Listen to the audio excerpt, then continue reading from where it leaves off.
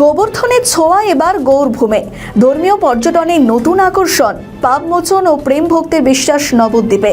একই সঙ্গে নবদ্বীপ ও বৃন্দাবনের অনুভূতি। সুদর্শন মন্দিরে অনন্য উদ্যোগ। বৃন্দাবনের নিকটবর্তী গোবর্ধন অঞ্চলে অবস্থিত শ্যামকুণ্ড রাধাকুণ্ড যুগ যুগ ধরে ভক্তদের কাছে অত্যন্ত পবিত্র তীর্থস্থান হিসেবে পরিচিত। দেশ বিদেশ থেকে অসংখ্য ভক্ত সেখানে স্নান ও পূজা করে আত্মিক শান্তি লাভের আশায় ভিড় জমান। আর সেই ঐতিহাসিক ও ধর্মীয় গুরুত্ব এবার যেন নতুনভাবে ধরা দিল গৌরভূমে।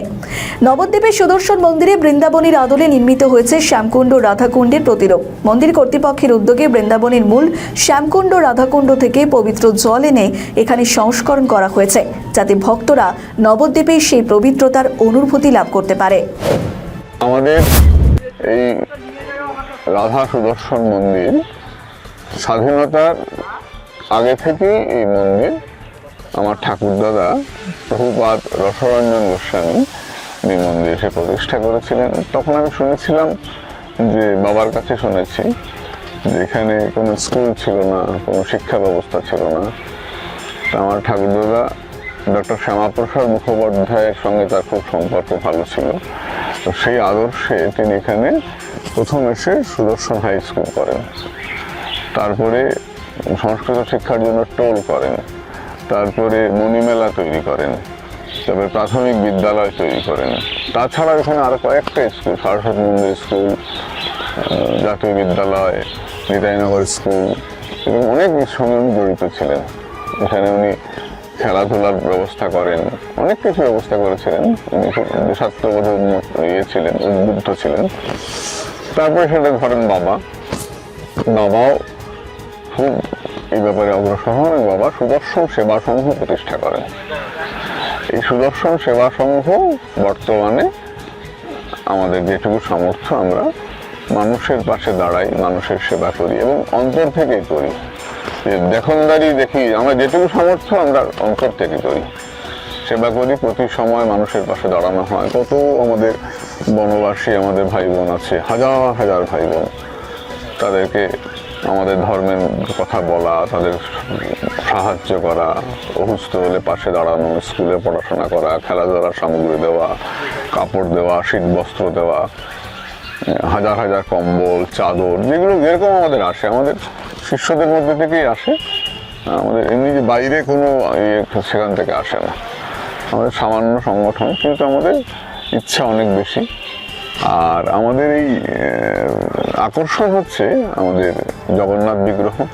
এই জগন্নাথের মস্ত বড় রথ বার হয়, হাজার হাজার মানুষ। আর দোল পূর্ণিমার দিনে আমাদের চৈতন্য রথ বার হয়। পুরীতে যদি জগন্নাথ বার হতে পারেন, তো আমাদের নবদ্বীপের মানুষের প্রাণ হচ্ছেন চৈতন্যদেব। তো আমাদের চৈতন্য রথ বার হয়, খুব আনন্দ করি।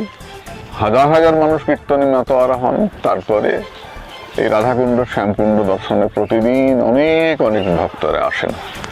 তার উপরে সর্বোপরি আমাদের আলাদা আকর্ষণ হচ্ছে রামশিলা, যা জলে ভাসে। ভগবান রামচন্দ্র যে শিলা দিয়ে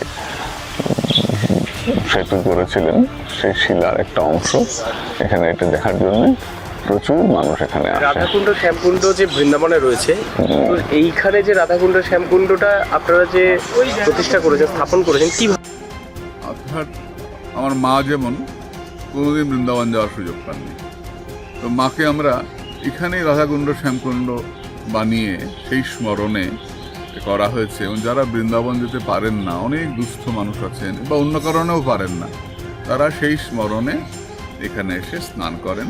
এবং এটা করা হয়েছে একদম যথাবিধি, আচ্ছা, বৃহৎভাবে। সেখানকার বৃন্দাবনের জল কি আনা হয়েছে? সমস্ত কিছু আনা হয়, যত সর্বতীর্থের জল। এবং বহু সাধুসন্ত, প্রায় 150 সাধুসন্ত এসছেন। আমাদের প্রধান যে 27 জন, তারা নিজে দাঁড়িয়ে অভিষেক করেছেন। 12 জন ব্রাহ্মণ একেবারে সকাল থেকে হোম যজ্ঞ করে যেমন যথাবিধি প্রতিষ্ঠা করতে হয় সেভাবে প্রতিষ্ঠা হয়েছেন। এবং এখন এটা মানুষের মধ্যে খুব একটা আবেগের সঞ্চার। মন্দির খোলা কটা থেকে কটা পর্যন্ত থাকে? মোটামুটি সকাল 7টায় খুলে যায়, 12টায় একবার বন্ধ হয়, আবার 4টায় খুলে রাতে 8টায় বন্ধ হয়। আপনার নাম? আমার নাম ভাগবত কিশোর গোস্বামী। আমাদের ভিডিও ভালো লাগলে লাইক ও শেয়ার করুন, কমেন্ট সেকশনে আপনাদের মতামত জানান। আরও ভিডিও পেতে আমাদের চ্যানেলটিকে সাবস্ক্রাইব করুন এবং প্রতি মুহূর্তে খবরের আপডেট পেতে প্রেস করুন বেল আইকন।